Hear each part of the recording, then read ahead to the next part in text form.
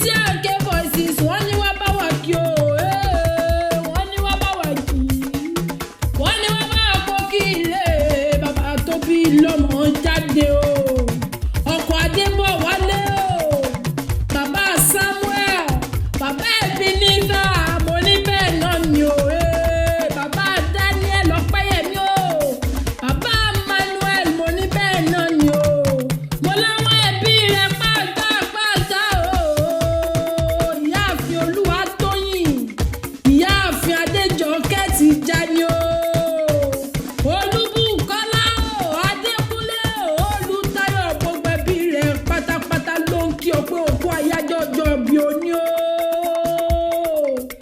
Mo ní àwọn Adékúnlé ló gbé mi dé bí wọ́n ní tí ANK Voices wá bá wà kẹ́ni rẹ̀ o. Wá bá wà kẹ́ni pàtàkì. Wọ́n ní wá bá wà kẹ́ni ẹ̀yẹ o. Wá bá wà pò kí ilé bàbá tó bí lọ́mọ jáde o. Mo ní má jẹ́ fọ̀ pápọ̀lọ̀ ọ̀pọ̀lọpọ̀ jò. Mo ní mo mọ kí ilé bàbá tó bí ọlọ́mọ o. Mo ní ìbára níṣẹ́ lé o. Mo ní ìbára níṣẹ́ lé bàbá tó bí ọlọ́mọ. Ṣe bẹ́yìn lọ́mọ wọn ní ìbára Ìjẹ̀jà o. Mo ní ṣe bẹ́yìn lọ́mọ onígẹ̀lẹ́dẹ́ lè bára. Mo ní asúré jagun ni wọ́n kílé bàbá tó bí ọlọ́mọ o. Mo ní ṣe bẹ́yìn lọ́mọ ajáwé wọlé àdìkò. Mo ní ṣe bẹ́yìn lọ́mọ olóríṣà òrìṣà kan tí ń kárọ̀ sẹ́sẹ̀ tí ń jó gbàrege o lójú agbo. Mo ní ṣe bẹ́yìn lọ́mọ baramáwọ̀. Ẹ̀yin lọ́mọ lókòdò. Mo ní gbógun lé mi bọ̀ máa gbà léwọ́ o. Gbógun lé mi bọ̀ máa gbà lógun. Gbógun bá ń lé mi bọ̀ máa gbà bóòrò lọ o. Ẹ̀yin lọ́mọ asúré jagun o.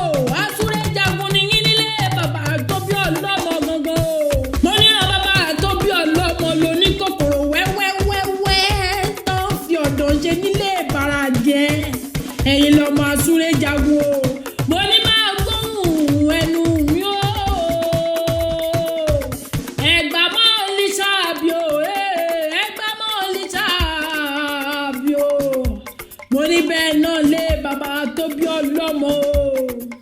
Mo ní ṣe bẹ́ẹ̀ ilé ọmọ atẹ́wọ̀ gboyè ọmọ àfìrọ̀ gboyè ọwọ́ mẹ́wẹ̀ẹ̀wá lè tẹ́wọ̀ gboyè lé bàbá tó bí ọlọ́mọ o. Lákẹjọ́ bí o. Mo ní mo gúnyán fòrò ní pópó lọ́jọ́ sí orò bàbá tí ń sọ pé òun ò jẹ. Àsáró ni mo rò fòrò ní pópó lọ́jọ́ sí orò bàbá tí ń sọ pé òun ò jẹ. Mo ní bẹ́ẹ̀ iyán tó fún lẹ́lẹ́bẹ́lẹ́bẹ́ ni mo rò fòrò lọ́jọ́ sí orò bàbá tí ń lóhun ò jẹ. Mo ní ó wá dọjọ́ kẹrìndínlógún òrò wá bà lórí òkè téńté wá bí mi pé iyán ọjọ́ kẹrìndínlógún kọ́ mo ló ti bu. Ó lásàrò ọjọ́ kẹrìndínlógún kọ́ mo ló ti bu. Ó ní tó ti bu lòún jẹ lé bàbá tó bí ọlọ́mọ o. Mo ní ṣe bẹ́ẹ̀ lọ́mọ wọ́mú lókè o. Àgbà tí í ṣe wọ́mú. Mo ní ṣe bẹ́ẹ̀ mọ̀ kó sọ̀rọ̀ jẹni nílé bàbá tó bí ọlọ́mọ gangan o. Lákẹjọ́ bí ọmọ gbòǹgbò àkàlà ọmọ eríjọ́ owó ọlá o. Ọmọ òsílẹ̀kùn palẹ̀kùn dé o. Ọmọ arígi ògo lójú ogun. Mo ní kó sóhun tí wọ́n ṣe ní Mẹ́kà tí wọ́n ṣe lẹ́gbàá láké. Wọ́n mú mi sẹ́mísẹ́mí ní Mẹ́kẹ̀yìn mo mi odògùn lẹ́gbàá láké. Wọ́n bí ọláké ogbó lẹ́nu bí ìjẹjẹ. Wọ́n bí onígbàgbùrọ̀ ogbó lóhùn bí òjò. Àwọn Adékúnlé ló gbé mi dé bí ó. Mo ní happy birthday to you. Happy birthday to you. From ANK Voices, we wish happy birthday oh. Long life and prosperity